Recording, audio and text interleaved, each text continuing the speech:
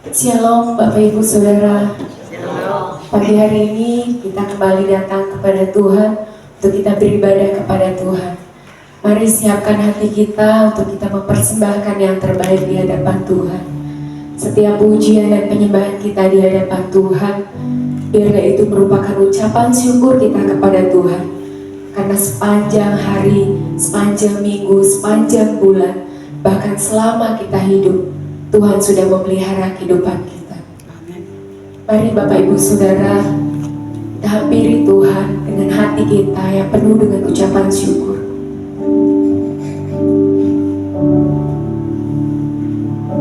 Biarlah kita merindukan Tuhan pagi hari ini. Rindukan hadiratnya memenuhi setiap hati kita. Rindukan bahwa Tuhan bertemu dengan kita pagi hari ini. Mari kita nikmati kasih Tuhan. Nikmati kasih Tuhan yang tidak terbatas. Nikmati kebaikan Tuhan yang tidak pernah habis dalam kehidupan kita. Kami bersyukur padamu Tuhan. Kami berterima kasih. Haleluya Yesus.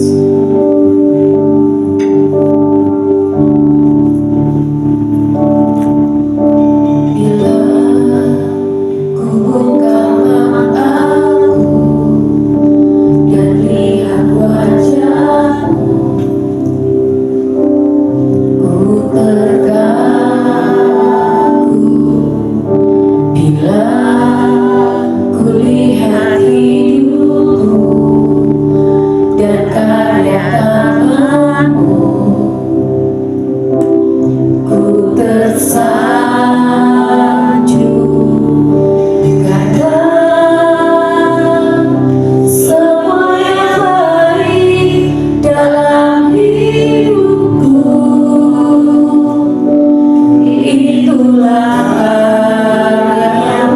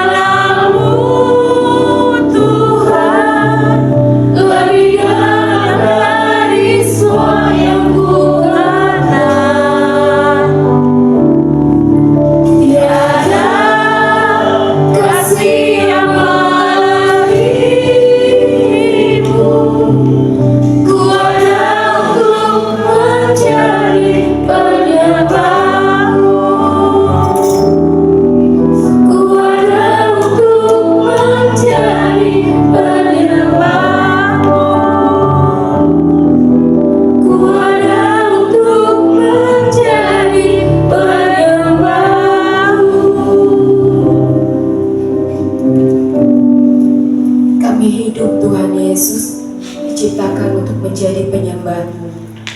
Biarlah itu benar-benar kami hidupi di dalam hidup kami, Tuhan. Mana mana setiap apa yang kami lakukan, setiap kali apa yang kami ucapkan, itu merupakan persembahan kami, itu merupakan penyembahan kami kepada Tuhan. Terima kasih Tuhan Yesus.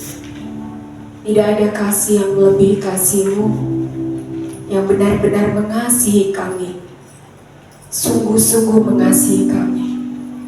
Terima kasih Tuhan untuk kebaikan-Mu. Terima kasih Tuhan untuk penyertaan dan perlindungan Tuhan. Kami ada sebagaimana kami ada pagi hari ini, semua karena kasih dan kemurahan-Mu. Kami percaya Tuhan, Kau hadir di tengah-tengah kami pagi hari ini. Kau lawat setiap kami ya Roh Kudus. Berikan sukacita yang penuh kepada kami pagi hari ini. Biarkan kami memuji-Mu, biarkan kami menyembah, biarkan kami bersorak-sorai menyuarakan bahwa Engkau Tuhan Allah kami yang hidup, yang kudus, dan kemuliaan-Mu Tuhan Yesus memenuhi ruangan ini. Terima kasih Bapa. Kami serahkan ibadah kami pagi hari ini ke dalam tangan Tuhan. Bekerjalah ya Roh Kudus, bekerjalah melawat setiap kami pagi hari ini. Sukacita yang penuh kami dapatkan dari Tuhan saja. Terima kasih Bapa. Di dalam nama Tuhan Yesus kami serahkan ibadah kami. Haleluya. Amin. Amin Bapak Ibu Saudara. Pagi hari ini siapakah yang merasakan sukacita dari surga? Mari kita lambaikan tangan kita bangkit berdiri. Siap memuji Tuhan Saudara? Siap menyembah Tuhan pagi hari ini? Siap menari untuk Tuhan pagi hari ini? Kita akan menari untuk Tuhan. Kita akan bersorak-sorai untuk kemuliaan nama Tuhan.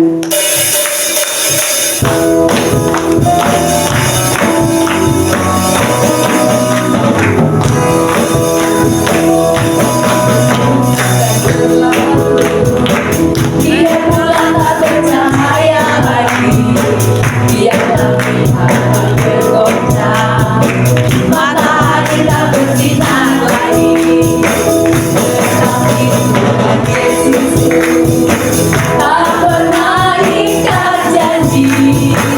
Semua yang diberikannya pasti akan digenapi.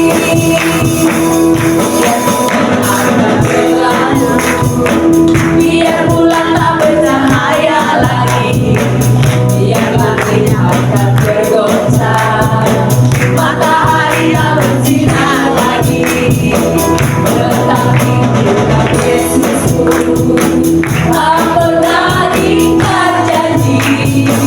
Semua yang difirmankannya pasti akan digenapi. Ya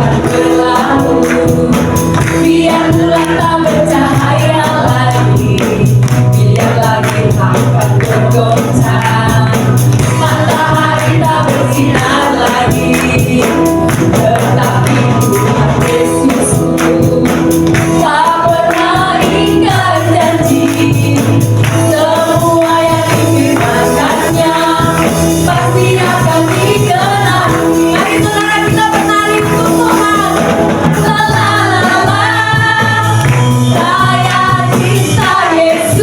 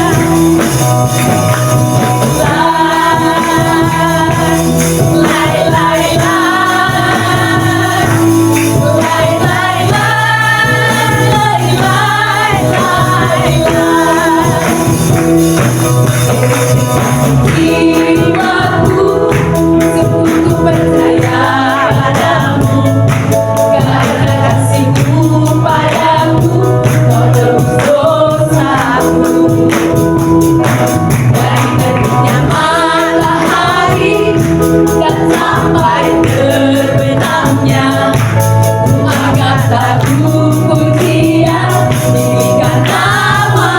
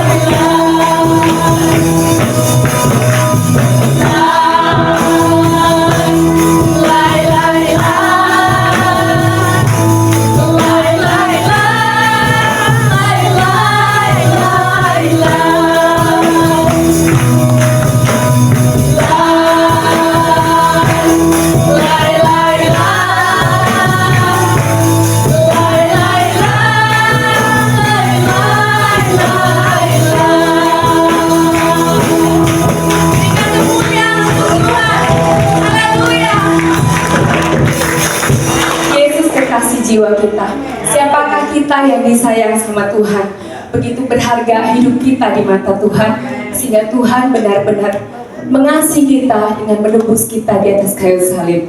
Silakan duduk Bapak Ibu Saudara.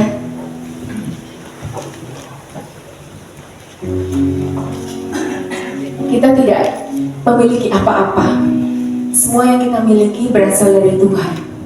Tuhan memberikan segalanya untuk kehidupan kita. Tidak ada yang tidak Tuhan berikan kepada kita. Bahkan nyawanya saja Tuhan berikan kepada kita. Karena itu Bapak Ibu Saudara, milikilah hati sebagai hamba. Karena kita tidak memiliki hak lagi atas hidup kita. Berikan hidup kita kepada Tuhan sebagai Tuhan dalam hidup kita.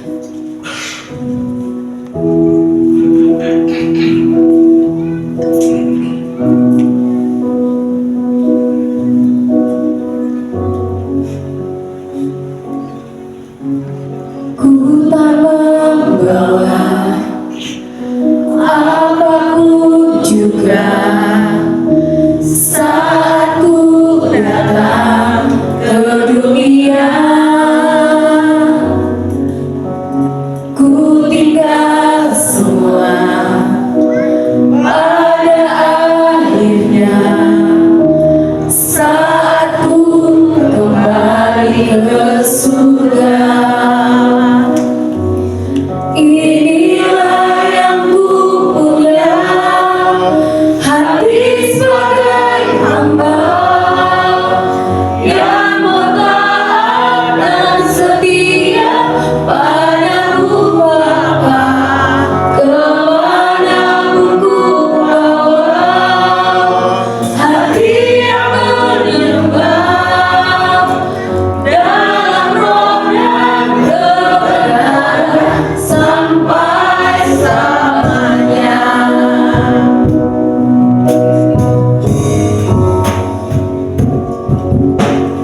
Ku tak membawa apapun juga saat ku datang ke dunia. Ku tinggal semua pada akhirnya saat ku kembali ke surga.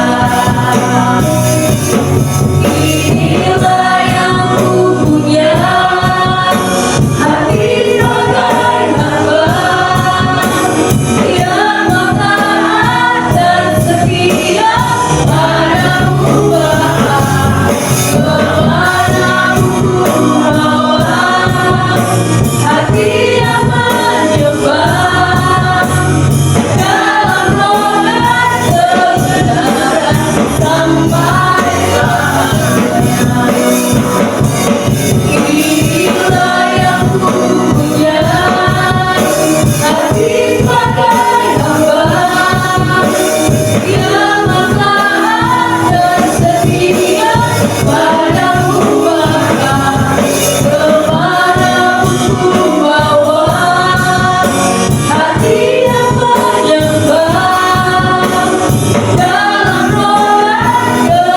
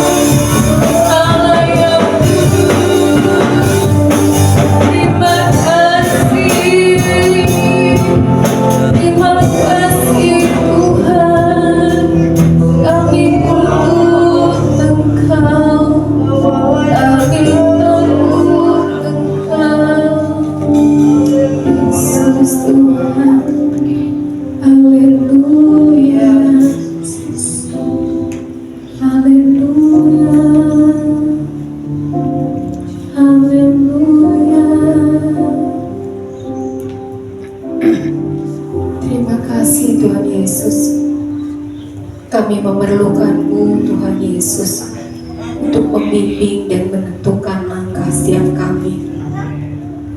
Tuhan, kami serahkan hidup kami ke dalam tangan Tuhan. Biarlah Kau dapati kami menjadi hamba yang setia kepada Tuhan, yang benar-benar nurut dan taat kepada Tuhan, menyelaraskan kehendak kami dengan kehendak Tuhan, menyelaraskan pikiran kami dengan pikiran Tuhan.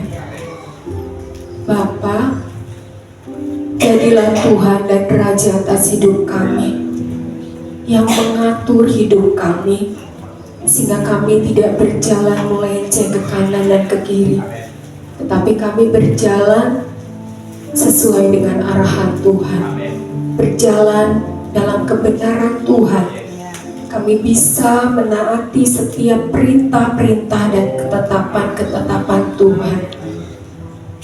Kami serahkan benar-benar hidup kami sepenuhnya Tuhan. Tidak ada satu aspek pun di dalam kehidupan kami yang akan kami kuasai, tapi benar-benar kami menyerahkan sepenuhnya untuk Tuhan kuasai. Berbicaralah kepada kami ya Roh Kudus, lebih lagi berbicaralah kepada kami. Sampaikan isi hati-Mu melalui hamba-Mu yang akan menyampaikan firman Tuhan. Urapi hamba-Mu, berikan roh pewahyuan, hikmat dan marifat yang berasal dari Tuhan.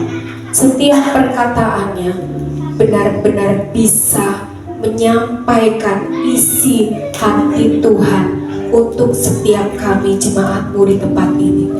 Terima kasih Bapa. Kami serahkan waktu kami mendengarkan firman-Mu kepada-Mu ya Roh Kudus.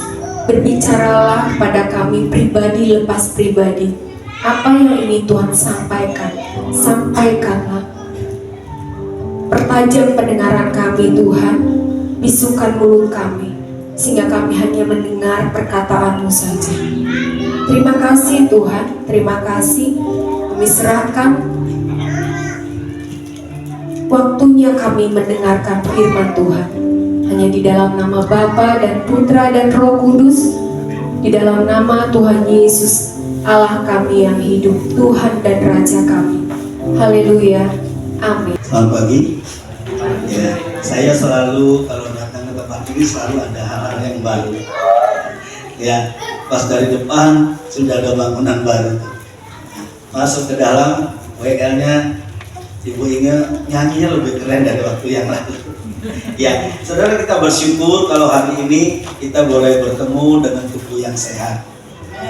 Kita bertemu dengan kesempatan yang terbaik yang Tuhan berikan buat kita. Nah, di dalam rangkaian tema buat bulan ini, kita dapat tema bagaimana sih seharusnya hidup sebagai orang-orang yang percaya kepada Tuhan. Ya, bukan hal-hal yang dipengaruhi oleh nilai-nilai secara umum, karena kita adalah orang-orang istimewa. Amin. Katakan ke sebelahnya, saya orang istimewa. Ya, kita orang istimewa, artinya kita tidak boleh dipengaruhi oleh hal-hal yang tidak menjadikan kita istimewa, benar nggak? Ya, saudara, kalau misalnya makan sesuatu yang apalah namanya, pizza, mungkin makan pizza yang makanan yang ya enak lah gitu ya. Lalu toppingnya misalnya toppingnya ubi jalar gitu. Ya, boleh nggak? Boleh, ya. Tapi jadi aneh. Nah, kita seperti itu. Kita adalah orang-orang istimewa yang tidak boleh dipengaruhi oleh hal-hal yang membuat kita menjadikan kita tidak istimewa lagi. Nasi goreng kalau istimewa ada tambahan telur ceploknya. Ya, kalau telurnya diambil jadi nggak istimewa. Ya, jadi nasi goreng biasa. Ya, Bapak Ibu, mari kita belajar sesuatu. Kita akan buka di dalam Kejadian 1 ayat 26. Kita akan belajar tentang tema hari ini adalah memilih kerendahan hati. Dan ternyata kerendahan hati adalah suatu pilihan. Ya, bukan harus tempat lagi. Ya, Kejadian 1 ayat 26. Nah, Bapak Ibu, setiap ciptaan apapun lah, saudara bikin baju, itu merefleksikan apa yang ada dalam pikiran kita. Setuju nggak? Ada nggak yang bapak ibu yang bikin baju atau beli baju, pokoknya asal aja lah, ke tukang jahit kasih aja bahannya, modelnya gimana bu, terserah ibu aja, pokoknya ini kalau jadi saya pakai, gitu nggak? Enggak, ya pasti kita direfleksikan apa yang ada dalam pikiran kita, dituangkan kepada sesuatu yang akhirnya menjadi yang kita harapkan. Kita baca sama-sama yuk, 2, 3. Berfirmanlah Allah, baiklah kita menjadikan manusia menurut gambar dan rupa kita, supaya mereka berkuasa atas ikan-ikan di laut, dan burung-burung di udara, dan atas terang, dan atas seluruh bumi, dan atas segala binatang melata yang merayap di bumi. Ya, yang pertama kita adalah diciptakan oleh Tuhan. Kita bukan orang-orang yang lahir begitu saja gitu, ya tanpa tujuan Allah di dalamnya. Sehingga tadi saya katakan semua apapun yang ada di bumi ini diciptakan merefleksikan atau menunjukkan hasrat saya. Tuhan menjadikan kita karena Tuhan punya satu tujuan. Tujuannya tadi ada kita baca. Tapi lebih dari itu, Tuhan menanamkan sifat Dia di dalam kehidupan kita. Artinya ada sifat ilahi yang Tuhan sudah taruh, kalau bahasa kerennya di download, ya, ditaruh dalam hidup kita, yang Tuhan mau itu nyata dalam kehidupan kita, nyata dalam kehidupan kita. Salah satunya adalah kerendahan hati, salah satunya kerendahan hati. Ya, baca lagi, lanjut ya. 1 Yohanes 2 ayat 6 mengatakan siapa yang ada dalam siapa yang ada dalam Kristus. 1 Yohanes 2 ayat 6. Barang siapa mengatakan bahwa ia ada di dalam Dia, ia wajib hidup sama seperti Kristus telah hidup. Ya. Jadi jangan berpikir kalau saya mengikut Yesus mentok sampai pada saya menjadi orang Kristen. Gak ada hubungan. Ya. Gak ada hubungan antara kita percaya kepada Yesus dengan menjadi kita sebagai orang yang beragama Kristen. Gak ada hubungan sama sekali. Ya. Saya ulang nih. Ya, percaya kepada Yesus tidak ada hubungannya dengan menjadi orang Kristen, ya, karena Tuhan tidak bertujuan untuk mengadakan agama Kristen. Bahkan agama Kristen tidak membawa kita ke surga. Amin.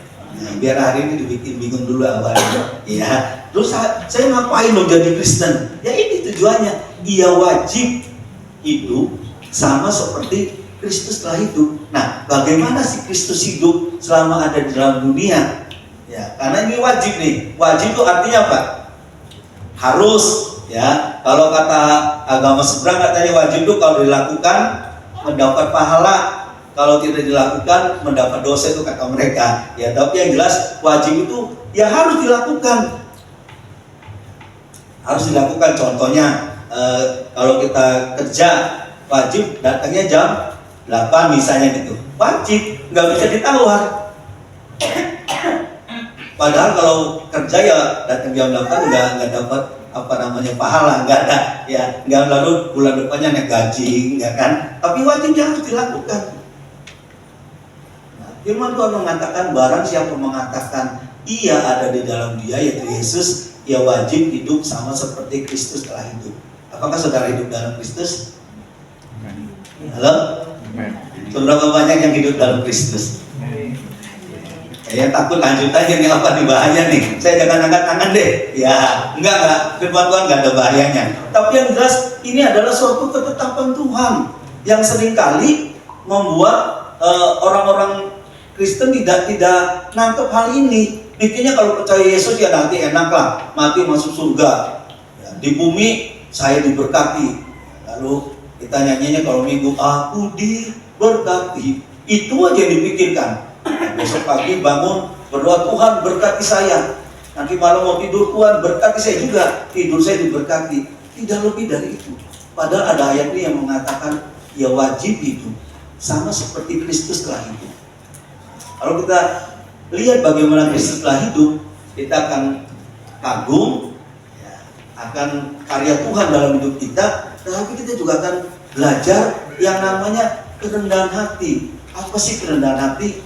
Kerendahan hati adalah tidak menganggap rendah orang lain. Ya, apapun yang kita miliki, tadi pujian kita sama-sama sudah nyanyikan, ku tak membawa apapun, nanti kembali juga nggak bawa apa-apa. Artinya sebenarnya kita tidak punya apa-apa yang bisa membuat kita jadi membanggakan diri, karena semuanya dari Tuhan, oleh Tuhan, dan untuk Tuhan. Nggak ada yang berasal dari kita. Oh, tapi saya pinter dagang, Pak. Nggak ada ilmu yang tidak berasal dari Tuhan. Ilmu yang membuat kita jadi naik gitu. Oh, saya sekolahnya pinter, Pak. Tuhan sumber kecerdasan. Kalau di rubah aja sedikit otaknya manusia, ya udah jadi nggak ada pinternya lagi. Apapun lah yang kita miliki, ya. Jadi rendah hati itu kita tidak menganggap orang lain lebih rendah, kita bisa menghargai orang lain. Beda dengan orang yang sombong. Orang yang sombong nggak bisa menghargai orang lain. Bahkan ketika orang lain berbuat baik kepada dia pun, dia tidak menganggap itu sebagai sesuatu yang kita harus mengucapkan terima kasih. Karena dianggapnya ya wajar dong, hormati saya wajar gitu. Karena saya apalah gitulah. Memberi apa buat kita ya wajar lah, karena memang harus gitu. Ya, orang sombong berpikiran seperti itu. Tapi orang yang rendah hati dia katakan ya saya punya semua dari Tuhan. Kalau saya bisa, itu pun dari Tuhan. Menyadari saya juga punya kelemahan dan orang lain punya kelemahan juga. Nah, itu adalah kerendahan hati. Ya, itu sebabnya kita harus belajar kerendahan hati itu. Karena kerendahan hati tidak tercipta dengan sendirinya. Ya. Jadi kerendahan hati adalah sikap yang kita tunjukkan kepada orang lain. Kita tidak menganggap rendah seorang pun. Bahkan kalaupun nih, secara diukur misalnya secara kepandaian dulu sekolah, oh saya ranking 1, dia ranking 1 dari belakang bisa itu. Tetap kita tidak manggilnya blow on, sini blow on gitu. Ada nggak yang suka manggil gitu? Ya hari ini bertobat kalau ada masih yang suka merendahkan orang. Lalu ingat-ingat lihat foto zaman dulu aku SMA, oh ini si blow on ada di sini.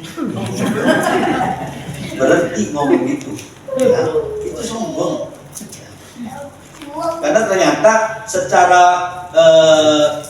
kepandaian orang ada yang pandainya di seni, ada pandainya di bahasa, ada pandainya di matematika, masing-masing punya kelebihan. Cuma karena di sekolah kan rata kan, ya rata kalau dulu IPS, IPA aja. Ya, sekarang udah banyak jurusan, ya orang punya kemahirannya masing-masing. Jadi kalau orang pinternya bahasa, lalu masuk di kelas matematika, ya jelas lah dia panggilannya kayak tadi. Nah, tapi sebagai orang Kristen, kita tidak boleh membuli orang lain. Ya, baru ada kejadian di mana? Di Bali kayaknya. Ada mahasiswa yang nyoba loncat dari atas tuh, dari atas lantai berapa? Lantai 3 atau lantai 4 ya. Loncat ke bawah, ternyata mati katanya. Mungkin dia merasa jadi penerjun payung, lupa bawa payungnya. Ya itu kenapa? Katanya karena dibully.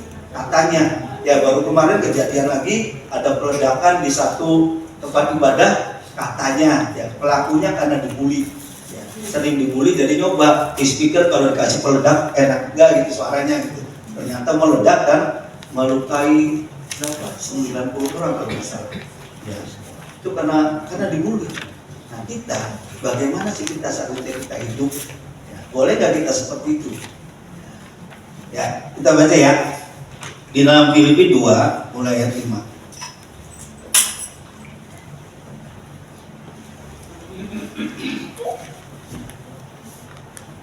Saya akan bacakan ya. Hendaklah kamu dalam hidupmu bersama menaruh pikiran dan perasaan yang terdapat juga dalam Kristus Yesus. Tadi 1 Yohanes 2 ayat 6 mengatakan barang siapa ada di dalam dia, ia wajib hidup sama seperti Kristus telah hidup. Ini dikatakan hendaklah kamu dalam hidupmu bersama. Karena faktanya tidak ada manusia yang bisa hidupnya sendirian. Nggak ada. Ya. Bahkan waktu Adam diciptakan, Adam nggak kasih nama ke binatang-binatang. Lalu Tuhan ngomong, buat binatang ada pasangannya, tapi buat Adam nggak ada katanya. Lalu Adam menciptakan Hawa. Dan Tuhan katakan tidak baik manusia itu seorang diri saja. Jadi tidak ada manusia yang bisa bertahan dengan hidup sendiri. Makanya Paulus menuliskan, hendaklah kamu dalam hidupmu bersama menaruh pikiran dan perasaan yang terdapat juga dalam Kristus Yesus. Ayat selanjutnya ayat 6. yang walaupun dalam rupa Allah tidak menganggap kesetaraan dengan Allah itu sebagai milik yang harus dipertahankan. Lihat ya, apalagi yang kurang dari Tuhan Yesus, dia adalah Allah, tapi dia harus mengalami lapar. Pernah baca nggak Yesus lapar? Yesus haus. Dia kurang apa sih gitu? Ya masa dia nggak bisa mengatasi lapar? Tapi dia menunjukkan kesetaraannya dengan Allah tidak dianggap sebagai milik yang harus dipertahankan. Yang paling mengerikan adalah ketika Yesus harus disalibkan. Dia baru bangkitin orang mati, sembuhin orang buta melihat, orang lumpuh dibuat berjalan. Tiba-tiba waktu ditangkap di Taman Eden, Yesus tidak melakukan apapun yang pernah dilakukannya. Yesus tidak menganggap kesetaraan dengan Allah sebagai milik harus dipertahankan. Ya, dia bisa ditangkap, bisa diam aja. Ngapain sih kamu bawa pedang dan pentung? Kan tiap hari aku ada di bait Allah. Kenapa nggak ditangkap? Murid-muridnya marah gitu, ada yang keluarin pedang. Ya, Yesus katakan, kalau seperti itu nanti saya tidak menggenapi rencana Tuhan. Kalau main pedang dan sebagainya. Lalu apalagi ketika dipukulin, disiksa, dia bisa diam aja. Diam saja. Ditanyain sama Pilatus, dia nggak jawab. Dia nggak cerita banyak hal. Waktu cuma ditanya dia, apakah kamu anak Allah? Kamu sendiri yang mengatakannya. Apakah kamu raja orang Israel? Kamu sendiri yang mengatakannya. Dia nggak banyak cerita. Ya kenapa? Karena rencana Tuhan harus digenapinya. Ya, sehingga dia melepaskan semuanya, tergantung di atas kayu salib. Dia diam saja. Ya. Tidak ada upaya untuk menunjukkan, kamu nggak tahu, gua Tuhan. Walaupun dalam bentuk manusia, jangan lupa gua Tuhan kan. Tuhan nggak ngomong gitu. Ya, dia diam saja sampai akhirnya Yesus harus mati di atas kayu salib. Tidak mempertahankan kesetaraan dengan Allah itu sebagai milik yang harus dipertahankan. Ya, beda dengan manusia. Ya, kalau ada yang jadi Pak RT nggak di sini? Nggak ada ya. Pak RT, misalnya Pak RT dilewat di rumah Bapak Ibu tuh, lalu nggak disapa, kira-kira mana nggak?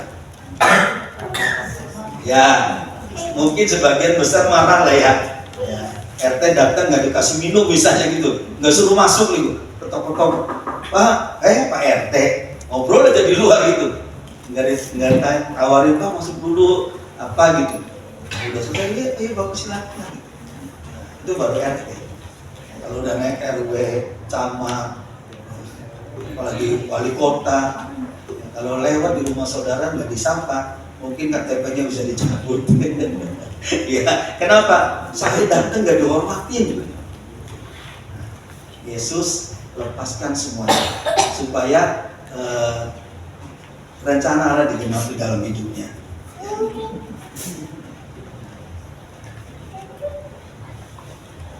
Di dalam Lukas 18 ayat 9 sampai 14 menceritakan gini, ada dua orang berdiri di bait Allah.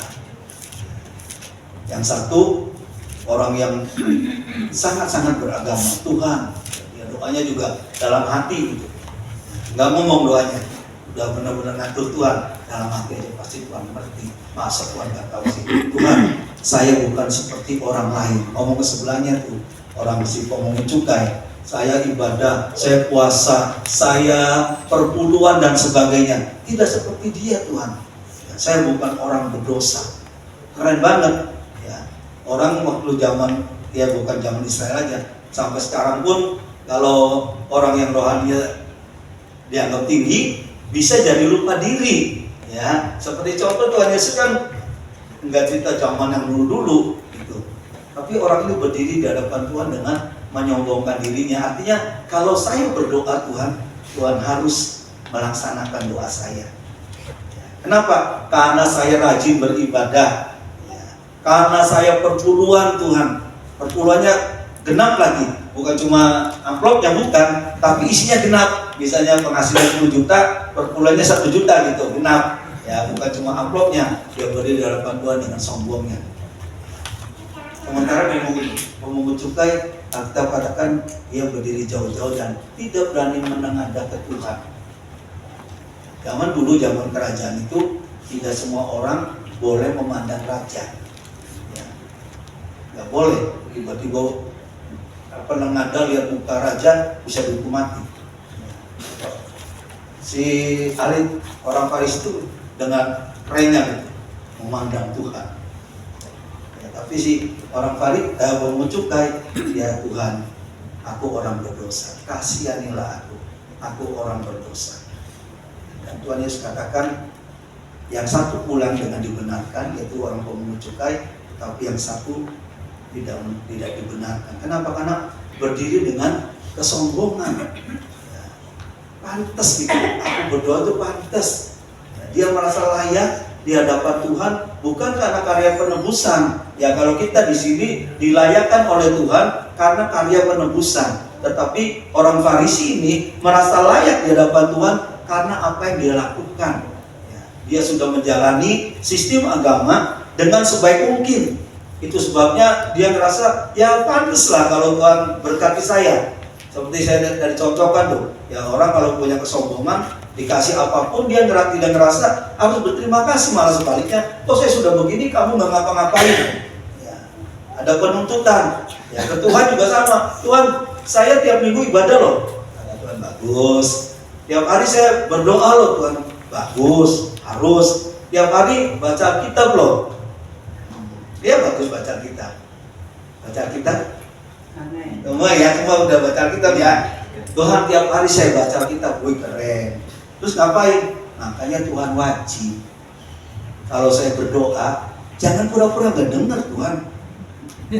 Hari ini saya berdoa, siang harus terjadi Tuhan. Kata Tuhan, kenapa begitu? Karena tadi Tuhan, saya sudah ibadah. Saya berdoa tiap hari. Saya baca kitab, tidak pernah bolong Tuhan. Tiap hari tekun baca kitab. Saya pelayanan Tuhan. Oh gitu kata Tuhan.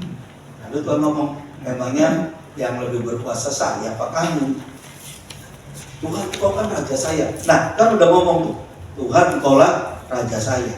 Saudara, arti kata Tuhan itu arti kata Tuhan itu artinya raja. Ya. Ketika kita menyembah Tuhan, kita menyembah raja. Nah, seringkali lupa sikap terhadap raja. Disamakan dengan, ya pokoknya Tuhan itu kayak ATM lah gitu lah. Nah, pokoknya pinnya bener ya, tadi saya sudah berdoa, saya sudah ibadah, sudah pelayan. Oh pin yang oke, komplit nih Tuhan. Colokin ke mesin ATM-nya, keluar semua tuh apa yang kita harapkan. Padahal waktu kita menyembah Tuhan, kau ku sembah, ya, kita menyembah Raja, pribadi yang maha tinggi, yang seharusnya kita benar-benar merendahkan diri, benar-benar mengatakan Tuhan, saya bukan siapa-siapa. Tapi itu yang terjadi di dalam kehidupan. Banyak yang menyebut Yesus sebagai Tuhan, tetapi tidak mempunyai sikap menghormati Tuhan. Malah tadi nganggapnya Tuhan tuh ya kayak pemuas kehidupan aja. Ya, jadi kalau Tuhan yang nggak ngabulin doa, ke gerejanya mulai berkurang. Sebulan dari 4 kali jadi kurang. Saya porting 1 kali Tuhan. Ya Tuhan kerasa nggak ada saya. Dan Tuhannya belum ngabulin juga. Tak porting lagi Tuhan 50-50. Ya 2 kali ke gereja, 2 kali ya jalan-jalan lah kemana lah. Biar Tuhan tambah tahu rasa. Biar nanti Tuhan kangen sama saya. Kata Tuhan, sebetulnya kamu yang butuh saya. Bukan saya yang butuh kamu, cuma memang saya suka sebagai bapak, anak-anaknya ngumpul tuh suka. Bener nggak? Orang tua gitu nggak kalau anaknya ngumpul? Seneng nggak? Ya seneng. Bapak seneng. Ya kita ini kan anak-anak bapak nih. Kalau bapak anak kita nih anak-anaknya nih ngumpul, bapak itu seneng. Ya, dia sediakan segala sesuatunya lah. Ya. Tapi kalau udah ngancem-ngancem pokoknya, kalau papa nggak beli sepatu, saya nggak mau pulang ke Cirebon. Ya. Kata bapaknya, loh yang butuh sepatu kan kamu harusnya datang dari Cirebon, pulang ngobrol ya baik-baik sama papanya, nanti sepatu si enteng lah soal beli sepatu mah, kan gitu, benar nggak? Ya kita jangan ngancur ke Tuhan, awas tuh. Ya, bulan depan nggak dikasih full, saya nggak ke gereja Tuhan 4 minggu, terus kemana kalau nggak ke gereja? Kesetaraan dengan Allah tidak dipertahankan sebagai miliknya yang harus dipegang teguh gitu. Dia tidak menunjukkan apapun di kayu salib. Dia seolah-olah pribadi yang tidak maha kuasa. Waktu diolok-olok, kamu yang ngomong katanya mau merobohkan bait suci dan mau membangun kembali dalam 3 hari. Turun dong, turun. Kalau kamu penuh kuasa, turun dong. Masa diem aja di kau salib? Ya maaf kata Yesus waktu disalib itu benar-benar tidak ada pakaiannya. Bayangin Tuhan digantung seperti tidak punya kuasa, dan dia terus lakukan itu sampai nafas yang terakhir. Dia lakukan itu supaya apa? Supaya saudara dan saya jangan binasa, itu aja. Ya, supaya kita dipulihkan kembali. Nah, Yesus melepaskan pemikiran itu, oh saya kan Tuhan. Masa sih saya kalau dihina nanti saya jatuh merek dong. Nanti saya nilainya jatuh dong, namanya Tuhan. Ada lagi ngomong orang lain, kamu selamatkan, turun dong. Menurut saudara Yesus bisa nggak sih turun dari salib? Sangat mudah, bener nggak? Bahkan nggak harus disalib pun buat Yesus sangat mudah. Yesus ngomong, apakah aku tidak bisa meminta 12 pasukan malaikat untuk menolong aku? Kata Tuhan. Ya, tapi kalau melakukan seperti itu, rencana Tuhan tidak tergenapi, kata Yesus. Jadi benar-benar dia melepaskan kesetaranya dengan Allah itu, dilepaskan aja. Orang meludahi dia, sampai di sini yang pernah diludahin ada. Lalu saudara posting di medsos, puji Tuhan, tadi saya diludahin. Dan ludahnya itu wangi banget itu. Ya, Yesus diludahin. Kayak zaman dulu belum musim Pepsodent, bener nggak? 2000 tahun yang lalu belum musim Pepsodent. Dan diludahin, dipukul, dihina. Yesus diam. Dia lepaskan semuanya supaya kehendak Bapa jadi, itu aja. Dia sampai harus sepertinya lebih rendah dari Pilatus. Sepertinya dia lebih rendah dari Kayafas, imam besar itu. Dia harus menyerahkan dirinya. Kalau saudara lihat film The Passion, ngeri banget. Tadi apalagi pas lihat Tumerbin, karena salibnya boleh naikin, ngeri sekali diangkat, dan salibnya itu kan ada lubang kedua, salibnya jatuh, cut. Dia dalam kondisi dipaksa. Saudara, ngeri nggak? Ngeri banget. Saya nonton sekali, terus pas ada tayangan lagi, saya nggak berani nonton pas bagian yang dicambuk gitu loh. Ada dagingnya yang ke bawah, hebat dulu sih, keren sih ya. Ada daging ke bawah gitu, terbang dagingnya. Yesus yang Tuhan berani turun merendahkan diri seperti itu. Ya, tadi saya cerita tuh, jadi diludahin, dipukulin, lalu dikasih mahkota dulu, itu belum apa-apa tuh, baru nempel mahkota dulu, nyet, gitu aja udah nancep tuh. Ya, lalu dikasih bulu itu apa? Kayak semacam tongkat itu ya. Dikasih bulu, karena biasanya kalau presiden itu kan bawa tongkat kan, Prabowo sering bawa tongkat, dan seperti itu. Hormat raja, kalau lalu bulunya dikumpulkan ke kepalanya dengan mahkota juga. Nancep semua bulunya di sini. Ada yang pernah ngalamin? Janganlah yang dosa ya, dosa ngalamin. Tapi kita belajar dari Yesus yang memiliki segala sesuatu, dia rela melepaskan. Seolah-olah dia bukan apa-apa, ya. Seolah-olah dia lebih rendah dari tadi itu, dari Pilatus, dari Kayafas, dari tentara-tentara Romawi seperti dia nggak punya kuasa apa-apa. Dia tidak menunjukkan. Suatu hari gini, saya potong rambut, si tukang cukur nanya, umur berapa Ya, menurut kamu umur berapa sih saya? Ya kira-kira 30 lah, 20 tukang sih. Ya, jadi saya ketawa aja, 30 ya hebat gitu ya. Saya bilang enggak, saya 2 kali itu, nggak percaya, 30 lah.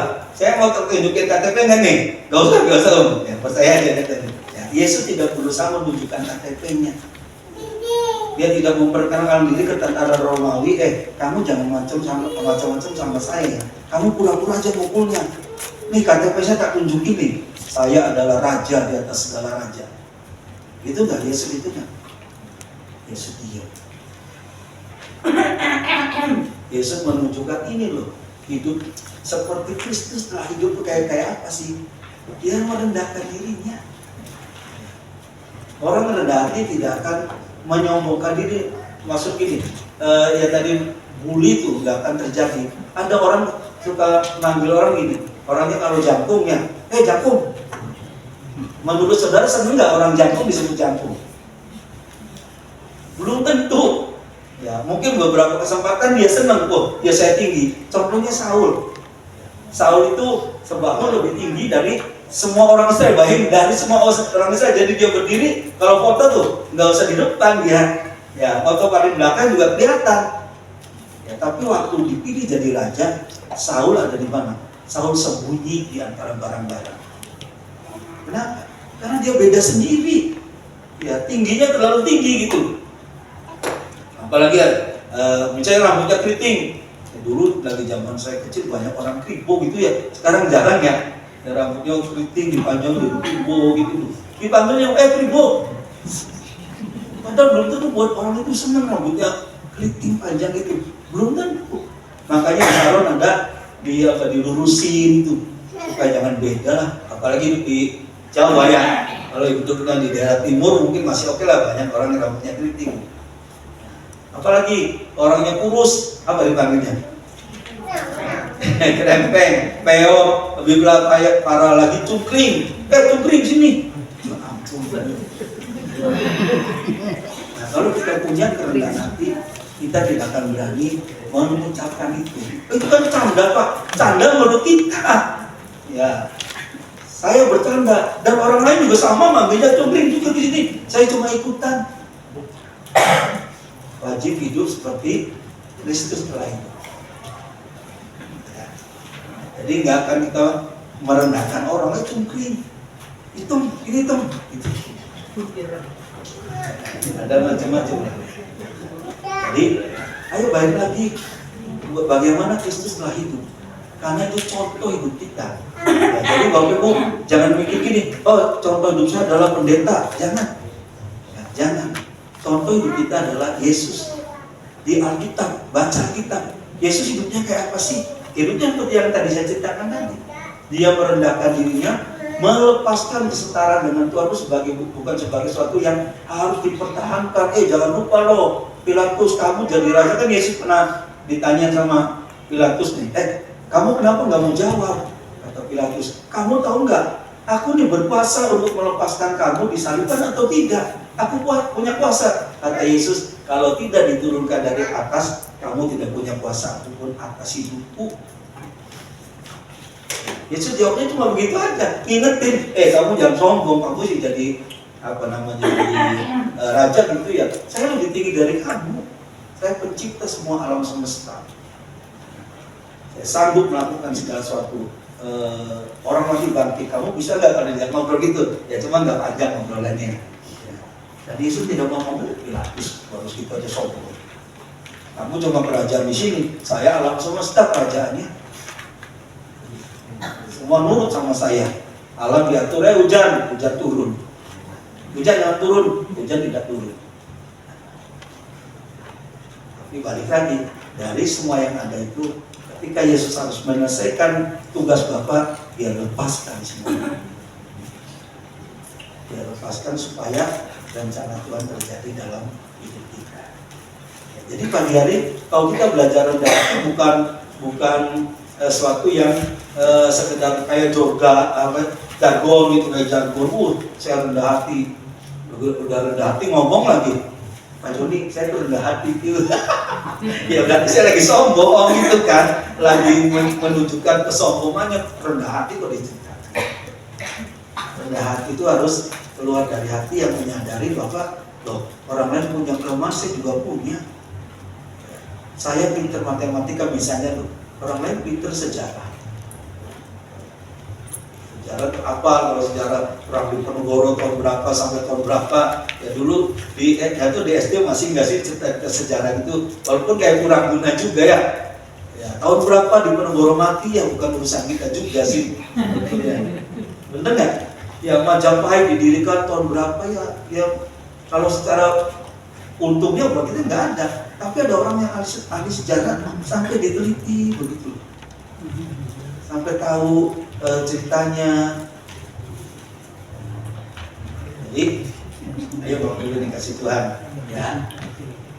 Kita harus rendah hati, bukan hanya di hadapan Tuhan, itu pasti di hadapan Tuhan, Pak. Tapi ya itu tadi kemudian ada orang yang menyombongkan diri itu di hadapan Tuhan, ya. Karena tadi saya adalah orang yang rohani, ya. Saya orang baik, saya tidak mencuri, saya tidak berdusta dan sebagainya, tapi bukan sesuatu yang dilakukan secara sadar bahwa memang ya seharusnya saya begitu, seharusnya saya tidak bohong, seharusnya kalau saya janji itu ditepati, seharusnya saya bekerja dengan baik, seharusnya, benar nggak? Boleh nggak orang Kristen kerjanya asal-asalan? Alkitab mengatakan siapa bermalas-malas dalam pekerjaannya, ia sudah sama dengan orang yang pencuri. Ya. Jadi nggak boleh kita asal janji, pokoknya asal janji lah. Supaya kita nggak, ceritanya nggak panjang, udahlah Pak Joni, udahlah. Pokoknya nih besok saya datang ke rumah Pak, udah ya Pak. Cuma sekedar memutus itu aja pembicaraan gitu. Besoknya ditungguin Pak Joni di rumah, nungguin Mbak, gimana ya? Telepon. Pak jadi nggak ke Kuningan? Oh nggak jadi, saya kebetulan ada kesibukan di rumah. Boleh nggak Kristen utang nggak bayar? Nggak boleh. Banyak hal yang menunjukkan siapa sih kita. Oh itu orang yang gerejanya sebelahnya apa nih? Anti emak apa? Ya sama ya. Yang gerejanya di situ, oh pantesan orangnya jujur.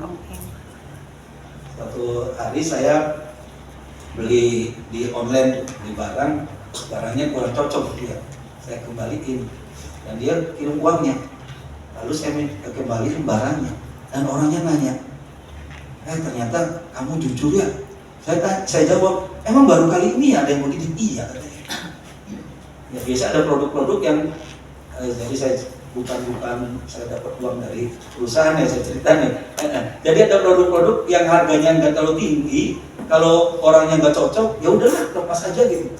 Karena ongkosnya mahal, ya ongkos kirimnya tuh mahal. Jadi orang itu ngomong, baru kali ini ada orang kembaliin barang, dan saya bayar ongkir, bayar sendiri, gitu. Saya ya wajib, nggak ada pikiran apa-apa. Cuma karena saya, oh iya karena saya nggak jadi, dia uangnya kembaliin, ya saya juga harus kembaliin barangnya. Harusnya orang Kristen gitu, amin. Jangan puji Tuhan. Besok saya cari toko yang lain yang kira-kira nggak cocok lagi, nanti uangnya balik, barangnya sejak saya kembaliin, ya itu jangan. Ya, jadi balik lagi, saudara, kalau kita belajar rendah hati, belajarnya ke Tuhan Yesus, karena tidak ada standar yang lebih tinggi daripada Tuhan Yesus. Namanya rendah hati benar-benar seperti itu yang tadi saya ceritakan. Dia dipukulin, di kayu salib, mati, dia diam aja. Sama sekali nggak menunjukkan apa-apa bahwa dia maha kuasa. Ya memang di Alkitab tidak ciptakan muridnya nggak ada ngomongin kayak Tuhan, kan kemarin bangkitin orang mati, masa sih diam aja? Memang di Alkitab tidak tertulis, jadi saya juga nggak berani ngomong. Ya, mungkin ada. Tapi yang jelas waktu disalib ada yang ngomong, kamu yang namatin orang, turun dong, selamatkan dirimu sendiri. Ya, saya katakan tidak. Saya melepaskan hak itu. Jadi kalau kita ada perasaan saya pengen demo karena kayaknya saya kurang dihargai, ya, balik lagi kepada Tuhan Yesus. Ya. Apakah saya dengan demo itu menunjukkan gaya hidup yang seharusnya rendah hati, atau sedang mengumbar emosi, kayak menunjukkan, lu tahu nggak gua siapa? Ya, kayak Yesus tadi tuh, tunjukin KTP-nya nih, saya adalah raja di atas segala raja. Jadi gampang nggak rendah hati, gampang nggak? Sebetulnya tadi kan kita diciptakan oleh Tuhan. Ya, Tuhan udah set di dalam hidup kita, salah satu sikapnya adalah rendah hati. Ya, nggak mungkin kita bisa rendah hati kalau pencipta kita tidak rendah hati, nggak mungkin. Ya aneh dong. Ya contoh tadi saya bikin contoh bikin baju. Ya. kita kasih gambarnya dan sebagainya. Nggak mungkin lalu tiba-tiba jadi baju itu seperti yang ada bayangan saya kalau gambarnya tidak dikasihkan. Kalau tidak pernah ada dalam pikiran saya, lalu kita menerima baju, oh puji Tuhan, ini sesuai dengan keinginan saya. Ajaib itu namanya. Benar nggak? Ya, Tuhan menghendaki kita untuk hidup dalam kerendahan hati, karena Dia punya kerendahan hati itu, dan dicontohkan, dibuktikan dengan kehidupan Tuhan Yesus. Dia sudah set dalam diri kita. Kejadian 1 ayat 26 tadi, baiklah kita menciptakan manusia menurut gambar dan rupa kita. Di dalam hati Tuhan sudah ada sikap kerendahan hati. Sehingga ketika Yesus mati di kayu salib, itu menjadi hal yang ya bukan wajar gimana, tapi ya lumrah aja, karena Dia punya kerendahan hati itu. Sehingga Yesus berkata di Matius 11, dikatakan, marilah kamu yang berarti lesu dan berberat-berat. Terus ujung-ujungnya, belajarlah kepadaku, karena aku lemah lembut dan rendah hati. Lemah lembut dan rendah hati. Saudara pernah baca Yesus marah-marah di Alkitab? Pernah. Ada, tapi marahnya menunjukkan apa? Dia tidak ngomong, lu tahu nggak siapa gua? Nggak ada. Ya, dia marah karena rumah ibadahnya dijadikan tempat jual beli. Pokoknya rumah ibadahnya itu dipakai untuk bukan tujuan-tujuan yang seharusnya. Sehingga Yesus mengingatkan, bukankah rumahku akan disebut rumah doa bagi segala bangsa, tetapi kamu menjadikan sebagai sarang penyamun. Yesus marah itu aja, ya, nggak marah nunjukin kesel gitu. Muridnya disuruh nggak mau, kamu nggak tahu gitu. Ada kan juga gitu, ada kan di sini? Mudah-mudahan nggak ada ya. Nggak tahu lu siapa gua. Kalau ada berhenti lah, ya. Kalau ada berhenti. Yesus tidak pernah lakukan itu. Murid-muridnya kayaknya nggak ada yang dimarahin loh murid-muridnya. Padahal murid-muridnya nurut nggak? Cuma Yesus ingatkan, tadi ingatkan gini waktu naik perahu, ya, Tuhan ngomong hati-hati terhadap ragi Herodes. Ya, muridnya ngomong, kita lupa bawa roti. Karena Tuhan bukan soal roti, ini soal pengaruh Herodes.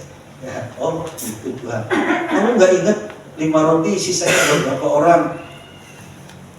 7 roti sisanya buat berapa orang? Nggak pernah Yesus ngamuk-ngamuk untuk menunjukkan siapa dirinya. Tapi manusia tadi tuh, ya, Tuhan, aku bukan seperti dia, Tuhan. Aku pilih ceritanya tadi saya contohkan ke gereja, baca kitab, berdoa, pelayanan, memberi persembahan dan sebagainya lah. Yesus melepaskan semuanya itu. Yakin bisa rendah hati? Ngomong ke sebelahnya, saya bisa.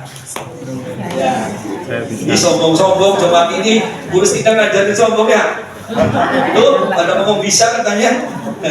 Ya, tadi kenapa kita bisa? Karena sudah di-set, bibit itu ada dalam diri kita.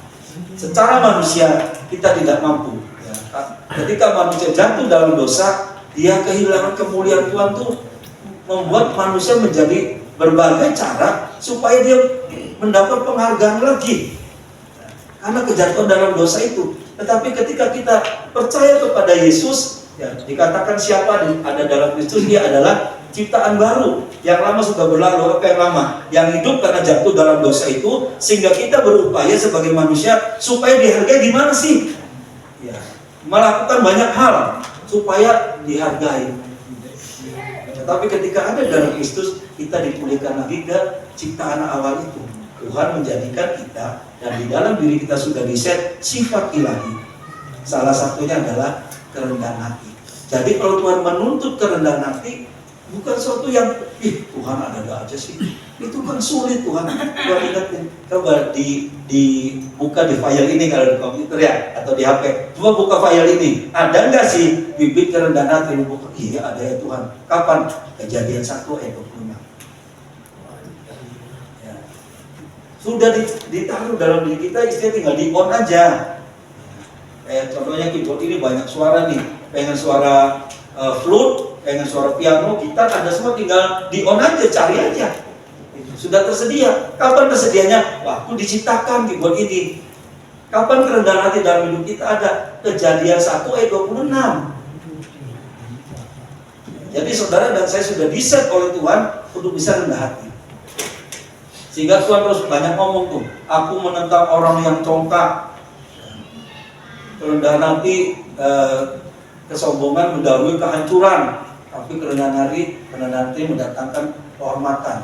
Tuhan menentang orang yang congkak. Kenapa? Tidak sesuai dengan pola Kejadian 1:26 tadi. Yang sudah set dalam hidup kita adalah kerendahan hati. Jadi ngomong sekali lagi, saya bisa rendah hati. Ya. Jadi tak. Ini udah yakin nih, bisa rendah hati nih. Ya, atau masih mikir-mikir ya, kalau mikir-mikir ya nggak apa-apa lah. Pagi ini masih mikir, tapi nanti pulang dari sini di on, ya di on itunya diaktifkan kemampuan untuk rendah hatinya. Jadi Tuhan, Kejadian 1:26 saya kan diciptakan menurut gambar dan rupa Tuhan. Berarti ada kerendahan hati dalam diri saya itu. Saya ini sombong Tuhan, suka ngomongin orang, suka mengejek orang. Tapi karena tadi diingetin Kejadian 1:26, saya akan aktifkan kerendahan hati. Mudah nggak sih berubah dari kebiasaan yang lama yang baru? Ya memang itu butuh usaha. Nah, Anda siapa penolongnya? Ada Roh Kudus, satu ya. Lalu ada saudara seiman ini. Kita harus berani terbuka ngomong nih, Bu Pendeta, tolonglah kalau misalnya saya sombong diingetin. Harus berani gitu. Kalau enggak berarti ya memang belum aktif itunya, rendah hatinya belum diaktifasi. Ya. Nah, kenapa kita harus rendah hati? Ya, supaya apa yang Tuhan sediakan itu nyampe ke kita. Ya. Ada nggak saudara yang pernah bikin di rumah itu saluran air yang keluarnya lebih tinggi? Itu ada nggak? Nggak ada. Keluarnya pasti lebih rendah dong dari rumah kita. Supaya airnya apa? Airnya supaya ngalir lancar. Ya, hidup kita seperti itu. Kalau kita mau menikmati semua yang baik, ya rendah hati itu kuncinya. Ya, supaya kita ada di tempat yang rendah, Tuhan yang maha tinggi, dia bisa alirkan semuanya dalam kehidupan kita. Itu yang sederhana aja. Bukan hal yang kita harus doa puasa supaya Pak hidup saya diberkati. Nanti balik lagi ke orang Farisi tadi berdiri di hadapan Tuhan. Tuhan, saya udah doa puasa berapa lama Bang? 40 hari. Terus buat apa? Supaya Tuhan mengabulkan doa saya. Ya ampun, kata Bapak. Kan kita anak dan Bapak, masa harus begitu sih minta berkat? Tinggal datang aja Bapak, saya butuh rumah. Kenapa kamu butuh rumah? Kan saya udah punya keluarga. Dulu waktu saya belum punya rumah, ada teman yang ngomong, Bang, kamu rumah udah punya, tetangga udah punya, maksudnya istri saya. Kamu udah punya istri, tinggal rumahnya Bang, kan kau jadi rumah tangga gitu. Nah, ketika kita datang kepada Bapak, masa kita harus begitu sih? Saudara ngajarin anak-anak misalnya, nah kalau kamu mau sepatu baru, kamu harus ngepel rumah 1 bulan. Ada nggak gitu? Ya habis ya, bener nggak? Sepatunya harganya berapa lagi? Mending kalau sepatunya dibeliin yang puluhan juta, ternyata sepatunya 200.000 misalnya gitu. Tapi ngepelnya 1 bulan, itu keterlaluan. Nah, kita dengan Bapa di surga nggak usah nyuap gitu. Tuhan, saya puasa 40 hari. Supaya apa? Supaya doa saya dikabulkan. Ya ampun, kamu lupa, kamu adalah anak saya, kata Tuhan. Aku adalah Bapamu. Sampai di sini anak Tuhan. Halo? Sombong lagi nih? Enggak sombong. Ya, siapa yang percaya kepada Yesus, ya dia diberi hak untuk menjadi anak-anak Allah. Ada ayatnya. Ya, ada ayatnya, pegang ayat itu. Tuhan, ternyata saya anak. Tetapi kita seringkali menempatkan diri tidak pernah menjadi anak-anak. Masa sih saya anak Tuhan? Lebih cocok saya itu umatnya. Umat tuh jauh dengan Tuhannya. Dan umat tuh kalau harus mau datang kepada Tuhan, harus membuat ritual-ritual yang kira-kira Tuhannya itu senang. Tapi kita ketika Yesus menjadi manusia, dia katakan, siapa yang percaya kepadaku diberi kuasa menjadi anak-anak Allah. Dan kita adalah anak-anak Allah. Jadi bukan sombong-sombong, bukan berlebihan. Ya, kita adalah anak. Nah, ketika kita meminta sesuatu kepada Bapa, wajarlah seperti kepada meminta kepada orang tua kita, atau ketika kita mengajarkan itu kepada anak. Ya, nggak usah untuk beli sepatu 200.000 ngepel 1 bulan, masa sih? Ya. Lalu Tuhan kasih saran, kamu kalau mau berdoa, kalau mau doanya dikabulkan 40 hari doa puasa. Kamu di sini pernah berdoa puasa 40 hari? 3 hari. Ya, dan Tuhan kasih syaratnya 40 hari lagi. Mabuk lagi pengen. Ya, jadi ayo aktivasi kerendahan hati kita. Ya, karena itu sudah ada di dalam diri kita. Bukan dia harus dicari, harus dengan doa puasa, tantangan. Nggak harus, boleh aja. Ya, tolong sih saya rendah hati. Oh, ingat lagi Kejadian 1 ayat 26. Itu sudah ada dalam diri kita, tinggal di on, diaktifasi. Aktif sifat rendah hati itu. Lalu kita tiba-tiba mengarahkan rendah hati itu gini loh. Mulai diajar soal ngomong, bersikap kepada orang. Ya. Dulu waktu saya kecil, yang seumuran sama saya mungkin alami sama lah. Saya tidak boleh minum 1 gelas dengan papa saya, benar nggak? Ya, dimarahin tuh. Tapi sekarang anak-anak malah ngasih yang lebihan. Nah, yang mulai dibalik dari itu, dari ngomong, dari apa? Yang ngomong yang sopan lah. Ya, ke orang tua, ke sesama, ya sopan aja, nggak usah bandingin saya lebih kaya, lebih pintar, lebih cantik, dan sebagainya, nggak ada urusan. Itu karena Tuhan punya tujuan dengan hidup kita. Ketika kita memiliki sesuatu, itu karena Tuhan punya tujuan supaya melalui hidup kita nama Tuhan dimuliakan. Ayat terakhir,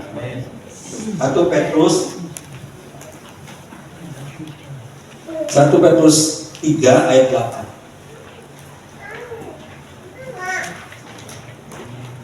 Saya boleh undang tim worship. Kita baca sama-sama yuk.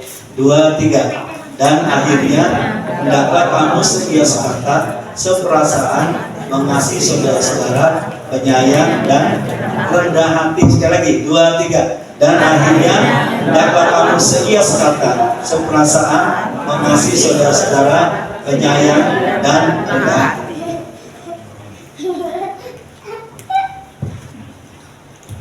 Saudara kita bangkit berdiri, saudara renungkan lagi di hadapan Tuhan kehidupan kita selama ini. Apakah kita termasuk orang rendah hati atau belum? Kalau belum, kita bersyukur. Tuhan ingatkan lagi Kejadian 1 ayat 26. Ku tak membawa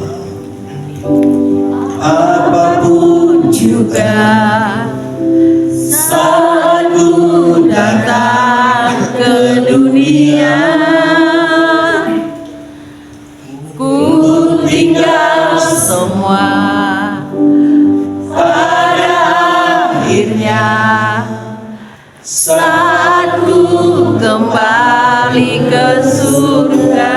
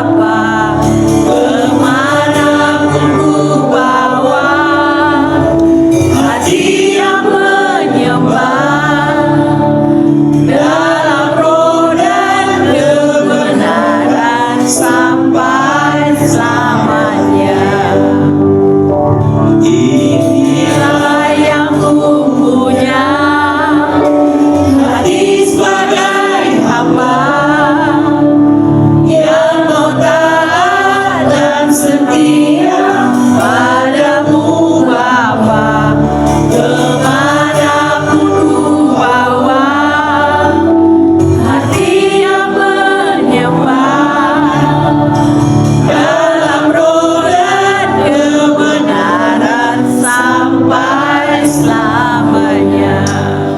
Jemaat yang dikasih Tuhan, mari kita ucapkan pujian ini kepada Tuhan. Tuhan, segala sesuatu yang aku punya semua daripada-Mu. Semata-matanya supaya hidup kami menjadi efektif dan juga menjadi berkat bagi banyak orang. Bukan sesuatu yang harus kami bangga-banggakan. Orang masing-masing ucapkan di hadapan Tuhan. Minta ampun untuk segala kesombongan kita. Minta ampun untuk segala sikap yang tidak selaras dengan hati Tuhan. Mari saudara masing-masing berdoa pada Tuhan. Ambil waktu 1 menit di hadapan Tuhan. Akui hal-hal yang tidak selaras dengan hati Tuhan. Dan aktivasi kerendahan hati dalam hidup kita. Supaya hari ini, mulai hari ini, dalam kehidupan bersama, kita mengembangkan sikap rendah hati satu dengan yang lain, sehingga kerukunan ada di tengah-tengah, baik di jemaat, di rumah, ataupun di komunitas apapun. Kita membawa kerukunan, dan firman Tuhan mengatakan sebab kesanalah Allah memerintahkan berkat kehidupan. Dan jemaat ini menjadi jemaat yang akan membawa berkat dimanapun kita semua akan hadir di dalam kehidupan hari-hari. Ada kerendahan hati yang dinyatakan dalam kehidupan kita, dan kesanalah Tuhan memerintahkan berkat. Ayo masing-masing berdoa dan katakan, Tuhan, aku mau hidup seperti yang Tuhan mau. Terima kasih Bapa. Kami mengucap syukur selama ini Tuhan sudah menolong kami di dalam banyak hal. Ampuni Tuhan kalau ada terbersit dalam pikiran kami hal-hal untuk menyombongkan diri Tuhan, merasa lebih hebat, lebih baik dari yang lain, lebih mampu. Hari ini Tuhan menyadarkan semua yang ada yang Tuhan sediakan buat kami semata-mata supaya hidup kami efektif dan kami berguna bagi kerajaan surga, dan melalui hidup kami nama Tuhan dipermuliakan dan kami menjadi berkat bagi banyak orang. Tuhan pulihkan kalau ada orang-orang yang menjadi sakit hati dan marah oleh karena sikap kami Tuhan. Hari ini Tuhan pulihkan mereka dan ampuni kami, dan biar kami mulai hari hidup seperti sebagaimana seharusnya orang-orang yang beribadah kepadamu dan mengakui Yesus sebagai Tuhan. Terima kasih Bapa. Materaikan setiap firman-Mu dalam hati kami di dalam nama Tuhan Yesus Kristus. Mari semua katakan amin. Satukan hati kita berdoa kepada Tuhan. Terima kasih Tuhan untuk hadirat-Mu, untuk lawatan-Mu bagi kami semua di tengah-tengah ibadah pada hari ini. Terima kasih untuk setiap pujian penyembahan yang kami naikkan kepada Tuhan. Biarlah itu menjadi satu dupa yang harum yang menyenangkan hati-Mu. Terima kasih untuk kebenaran firman-Mu yang sudah disampaikan. Biarlah setiap kami menyadari bahwa ada potensi ilahi dalam kehidupan kami terkait tentang kerendahan hati. Karena Engkau adalah gambaran kami ya Tuhan, dan kami percaya kami mampu Tuhan, karena potensi itu sudah Tuhan berikan dalam kehidupan kami.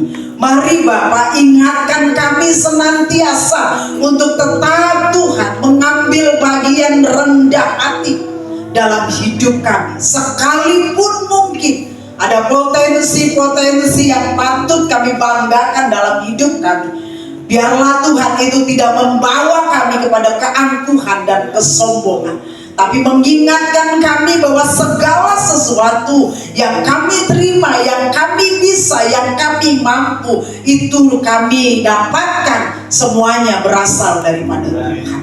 Mari Allah Roh Kudus sebagai penolong kami, sebagai pengingat kami Tuhan, untuk senantiasa berbicara menjadi alarm dalam hidup kami, yang senantiasa mengingatkan kami untuk tetap rendah hati dalam situasi kondisi apapun. Terima kasih untuk hamba-Mu Pak Bambang Mulyono yang Tuhan sudah pakai hidupnya untuk menyampaikan kebenaran firman-Mu Tuhan. Engkau terus memakai hidupnya dalam setiap pelayanan yang Tuhan percayakan, bahkan di tengah-tengah keluarga dimanapun Tuhan menempatkan hidupnya. Benar-benar Tuhan pemakaian dan berkat Allah dicurahkan atas kehidupannya. Berkati keluarganya, istri dan anak-anak yang Tuhan percayakan, bahkan semua pekerjaannya diberkati oleh Tuhan. Terima kasih Bapak, terima kasih. Bahkan setiap kami yang sudah membawa sebagian milik yang Tuhan percayakan bagi kami. Itu juga kami sadari Tuhan bahwa semuanya datang daripada Tuhan.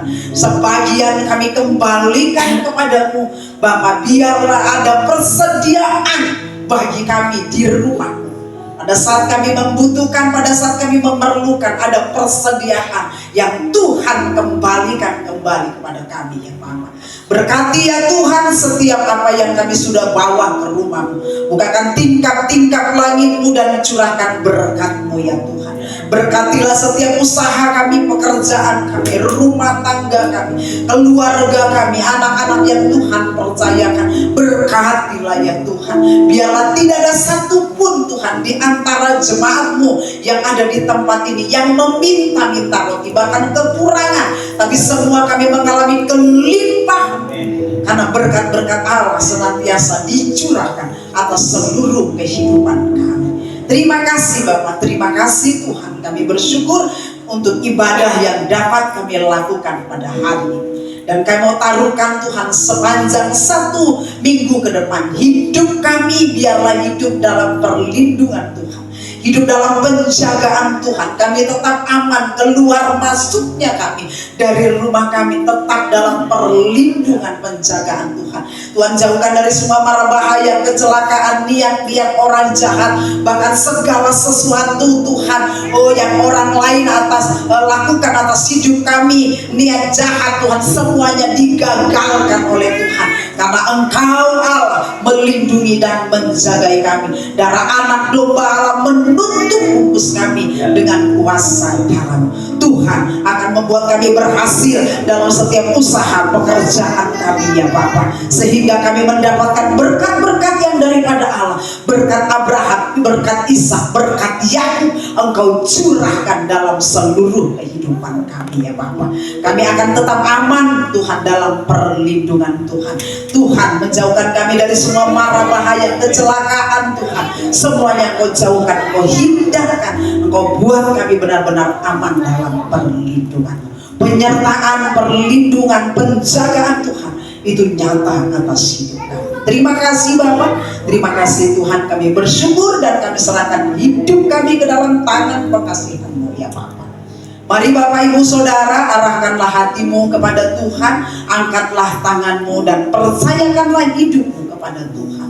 Pulanlah dan terimalah berkat daripada Allah Bapa dan cinta kasih daripada Tuhan Yesus Kristus dan persekutuan dengan Roh Kudus yang akan menyertai kita dari sekarang dan sampai selama-lamanya. Di dalam nama Bapa dan Putra dan Roh Kudus, dalam nama Tuhan Yesus, semua yang percaya dan terima berkat katakan amin. Amin. Selamat hari Minggu, Tuhan Yesus memberkati kita semua.